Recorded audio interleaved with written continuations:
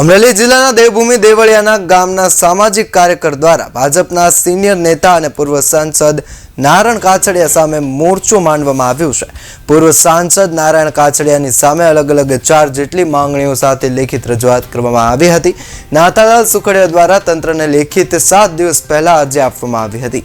તેમની માંગ સ્વીકારવામાં નહીં આવે તો કલેક્ટર કચેરીમાં અર્ધનગ્ન હાલતમાં બેસી વિરોધ પ્રદર્શન કરવાની ચીમકી ઉચ્ચારી હતી અને જેને લઈને આજે નાથાલાલ સુખડિયાએ કલેક્ટર કચેરીમાં અર્ધનગ્ન હાલતમાં આવી બેસી અને વિરોધ પ્રદર્શન કર્યું। આ પ્રદર્શનને લઈ પોલીસ પણ દોડી આવી અને બંદોબસ્ત ગોઠવાયો હતો। જો કે આ પ્રદર્શન બાદ કલેક્ટર કચેરી દ્વારા તપાસ હાથ ધરવામાં આવી અને લેખિત આદેશ કરતા હાલ પૂરતું આંદોલન મોકૂફ કરવામાં આવ્યું છે। ત્યારે આગામી દિવસોમાં વધુ કાર્યવાહી નહીં કરવામાં આવે તો ફરી નાથાલાલ સુખડિયા માલધારીઓ સાથે આંદોલન કરશે તેવી ચીમકી ઉચ્ચારી છે।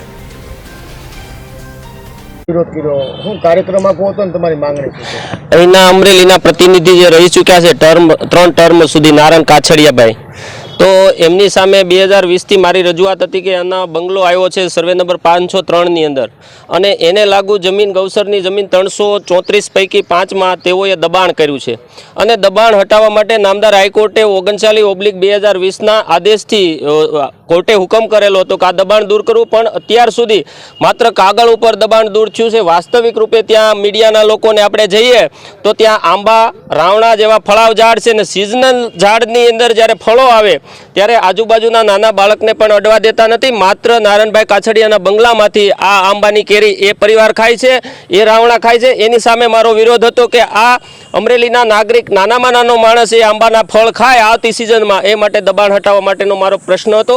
બીજો પ્રશ્ન, ગૌચરની જમીન 334 પૈકી 5માં 5544 મેટ્રિક ટન માટીનું ખનન થયું અને પ્રૂફ થઈ ગયું ગૌચરની અંદરથી ખોદાણું, અને ખોદાયેલી માટી એક રોડના કોન્ટ્રાક્ટર કે જેના સાંસદના પૌત્રના નામે એજન્સીના એ એન્જિનિયર છે એમના મારફતે 5544 મેટ્રિક ટન માટી એટલે કે વર્તમાન બજાર કિંમત મુજબ એ લોકોને 53 લાખનો દંડ થવો જોઈએ, એની જગ્યાએ 13 લાખનો દંડ આ ગૌચરની માટી માટે સાદી ગણી અને કર્યો।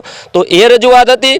ત્રીજી રજૂઆત એ હતી કે અમરેલીથી ભોજલિયા હનુમાન સુધીનો જે 1566 મીટર રોડની અંદર લોખંડ નાખવામાં નહોતું આવ્યું અને 15,000 કિલો લોખંડ નાખ્યું છે એવા બિલો લઈ લેવામાં આવ્યા હતા। એમની તપાસ માટેની મારી અરજી હતી।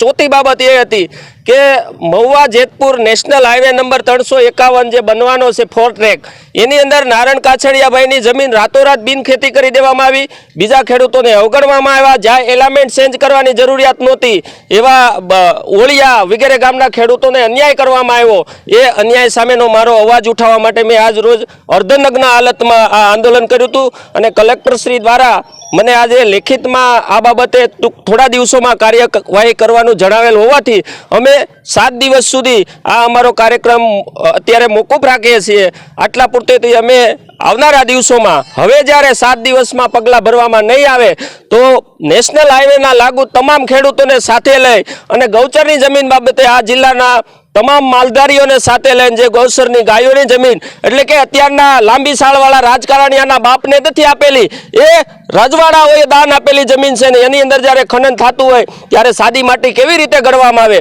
જંત્રી જ્યારે લાગુ પડી એ પહેલાંનું ખનન હતું, તો આ જંત્રીના નવા દર મુજબ એમાં 53 લાખ રૂપિયા દંડ થવો જોઈએ। એ તમામ માંગણીઓ સાથે અમે હવે 7 દિવસ વેઇટ કરશું અને આવનારા દિવસોમાં ફરી અમે ઉગ્ર સાથે આ આંદોલન કરવા આ કચેરી ખાતે આવીશું।